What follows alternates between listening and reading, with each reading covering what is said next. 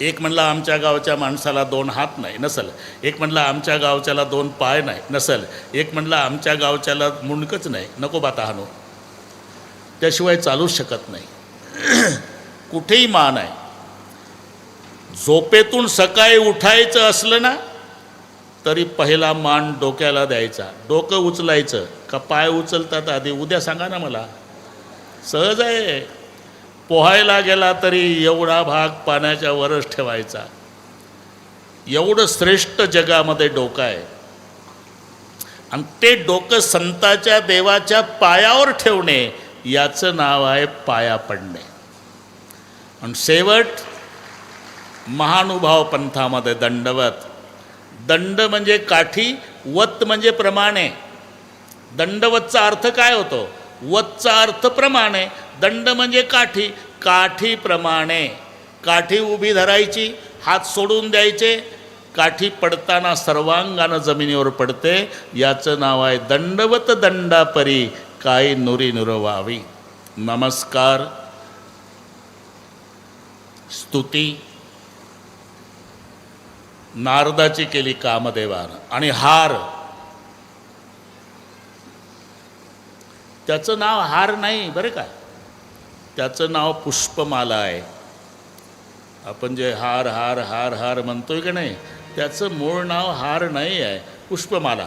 तुम्ही ब्राह्मण मंडळीला घरी बोलवा आणि सत्यनारायणाची पूजा असू द्या आणि मग त्यांचे शब्द असतात. माल्यादिनी माल्यत्यादिनी सुगंधिनी वै प्रभो मया हृतानि पूजार्थं पुष्पामि प्रतिगृह्यतां पुष्पं समर्पयामि. फुलवा.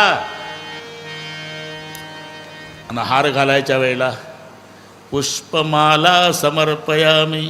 हार नाही, पुष्पमाला. अरे मग पुष्पमाला आहे तर याचं नाव हार का झालं? त्याच्या कृतीहून पडलं ते. कृतीहून. ज्याच्या हातात हार असतो का नाही ते ताट उभं राहतं. ज्याला घालून घ्यायचा असतो ते मुंडकं वाकवतं. म्हणजे हारापुढे हार मान्य केल्याशिवाय हार गळ्यात येत नसतो, म्हणून त्याला हार म्हटल्या जातं. या 3 गोष्टी केल्या कोणी? कामदेवाने. नारदाची स्तुती केली, नारदाला नमस्कार केला आणि नारदाच्या गळ्यात हार घातला. आता नारदजीला अभिमान झाला. ज्याला त्याला सांगत सुटले, पठ्ठ्यानं काम जिंकला, पठ्ठ्यानं काम जिंकला, पठ्ठ्यानं काम जिंकला. पार भगवान विष्णूपर्यंत सांगत गेले. भगवंताने मायावी नगर तयार केलं, 7 योजन विस्तार, 400 कोसाचं नगर. त्या नगराचा राजा शीलनिधी. आपलीच माया विश्वमुनी नामक कन्येच्या रूपाचं स्वयंवर. देशोदेशीचे राजकुमार आलेले आहे. त्या नगरातून चालले असताना नारदाने विचारलं, एवढे एकत्रित राजकुमार आले कशासाठी? राजा शीलनिधीच्या कन्येचं विश्वमोहिनीचं स्वयंवर आहे. हे ऐकलं. नारदजी आत आले, बसायला दिलं. शीलनिधी राजानं पूजा केली नारदाची. नारदाच्या पुढे आणून बसवलं विश्वमोहिनीला. विश्वमोहिनी म्हणजे विश्वाला मोहून टाकते ती प्रभूची माया. नारदानं चेहऱ्याकडे पाहलं, मोहित झाले. पापणी हलवेना. बापाला म्हणाला, अहो भविष्य पाहा ना, तोंड काय पाहतं बुवा.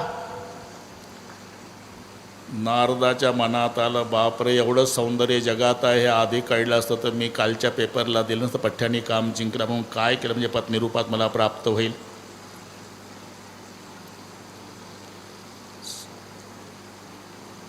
नारदाने आशीर्वाद दिला पण शब्द बदलवून वापरले. मग सोयर बघून जा ना. बोले समय नाही मेरे पास. भविष्य असं होतं, 14 ब्रह्मांडाचा मालकीला पती मिळणार, हे भविष्य होतं. पण नारदानं आपलं डोकं चालवलं, ही ज्याला माळ घालणार हां तो 14 ब्रह्मांडाचा मालक होणार, याला नारद म्हणतात. बरं का? आता जमलं. आता श्रोते मस्त मिळाले. अजून 5 दिवस आनंद लुटायचा आपल्याला. 5 दिवस. कोण पाहिलं 3 वर्षांनी पुन्हा अधिक मास. क्या जीवन की प्रक्रिया हातो लिया नाही तेरा घास, तुका म्हणे घडी घडीने साधावी. आता संधी सोडू नका बरं का वरपेजी. नाही झाडं लावायची आहे, झाडं लावायची आहे, झाडं लावायची आहे. पाऊस तर पडू द्या.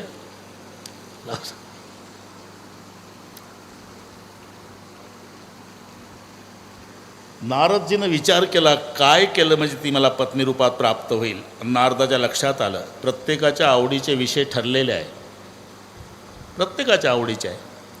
लग्नामध्ये काय, मुलीला विचारा ती म्हणते नवरदेव सुंदर पाहिजे, मुलीच्या बापाला विचारा तो म्हणतोय श्रीमंत पाहिजे, आईला विचारा शिकलेला पाहिजे, भावाला विचारा ते म्हणतात कुलवान पाहिजे, अक्षरं टाकणाऱ्या पाहुणे मंडईला विचारा ते म्हणतात तिकडे डांबरी मेन कापड का अशाना, जेवणाचा भेद चांगला पाहिजे आहे की नाही. प्रत्येकाची कन्यावर येते रूपम माता वित्तम पिता सुतम बांधवा कुलमिच्छन्ति मिष्टान्न मितरे जनाः. म्हणून नारदानं ठरवलं हरिसन मांग सुंदरताई. अरण्यात आले, देवाचा धावा केला, देव प्रसन्न झाले. क्या चाहिए, सुंदर बना दो तथास्तु. म्हणून देव अंतर्धान पावले. सगळ्या नारद सुंदर केला, फक्त तोंडात बंदर, बाकी सुंदर. सोन्यासारखं शरीर चमकत होतं, पण स्वतःचं तोंड स्वतःला दिसत नव्हतं. बसकं नाक, बारीक बारीक डोळे. दुसऱ्या दिवशी स्वयंवर मंडपात हा बाबा पहिल्या आसनावर येऊन बसला. सर्वांचं लक्ष मंडपातल्या लोकांचं नारदाकडे. नारदाला वाटायचं सगळ्यात देखणं आहे म्हणून लोक पाहतात.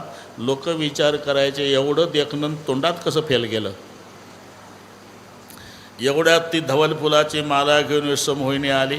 पहिल्या लाईनमधल्या नारदाला बघितल्याबरोबर